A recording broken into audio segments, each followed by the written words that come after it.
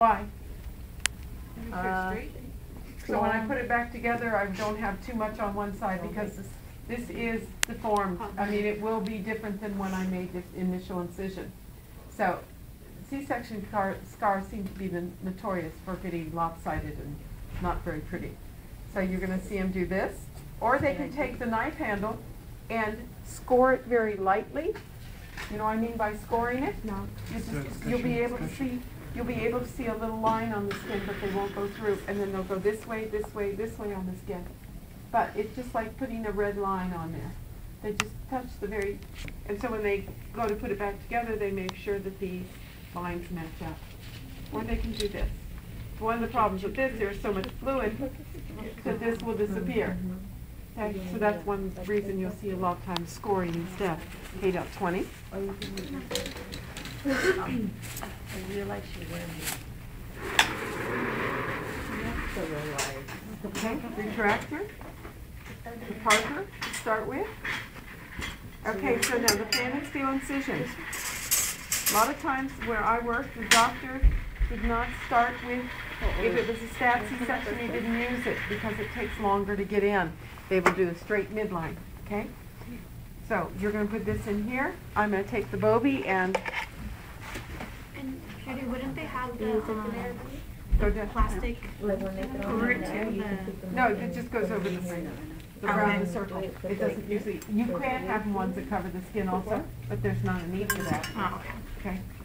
So I will go down to the fascia with the Bovie, right? What's the fascia I'm going to be making incision into? Rectus abdominis. Okay. Or the aponeursis. Okay. It covers the rectus abdominis. Okay. So knife. 20 again? 20. Okay. So they're going to make an incision in here, curved mayos, and forceps width.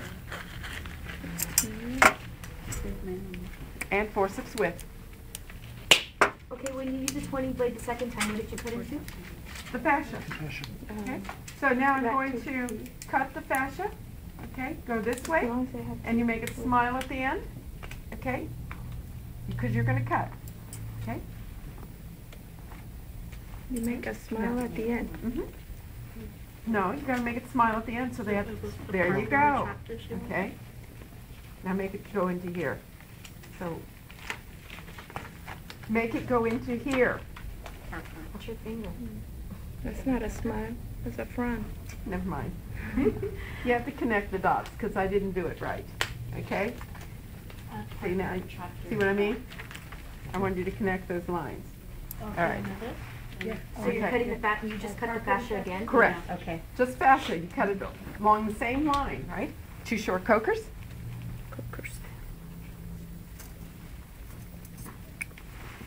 Okay. They're supposed to be clipped once? Yes. Okay. Okay, so now, you put the cokers into here, okay?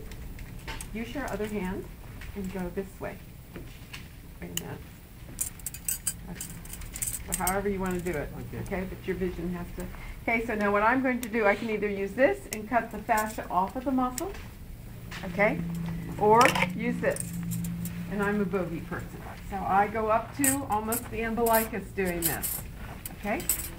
Then we're going to, we've taken the fascia off, okay? Now we're going to put it on the lower fascia, which would be what? Right now, we gotta put this in first, okay?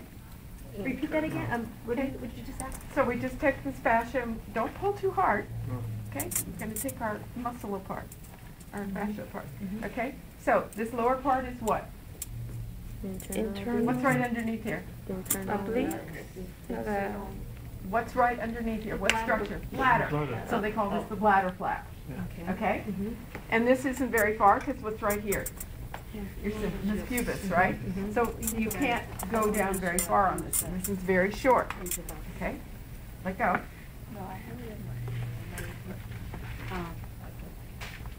Okay, so now this has got the fascia up. Okay? They'd be using a larger retractor than this naturally. Okay? Now, the muscle. We want to divide the muscle. Okay? Which way is the muscle going?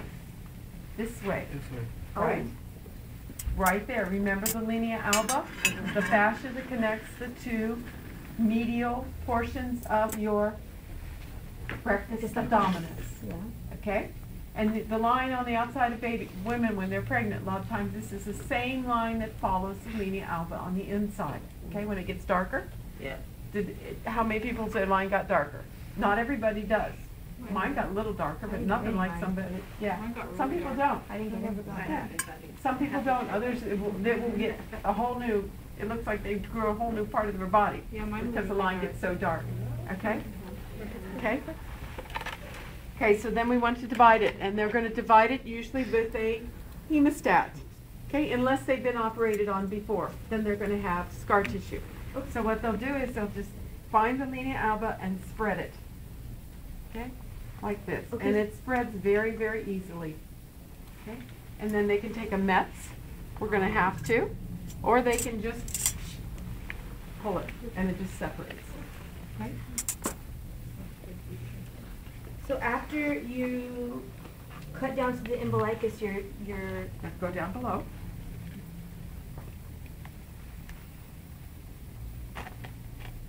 Okay, so now the muscle's divided, okay? So, then you're gonna go this way. Okay, so then we're going to clamp, Any of these? clamp, Kelly.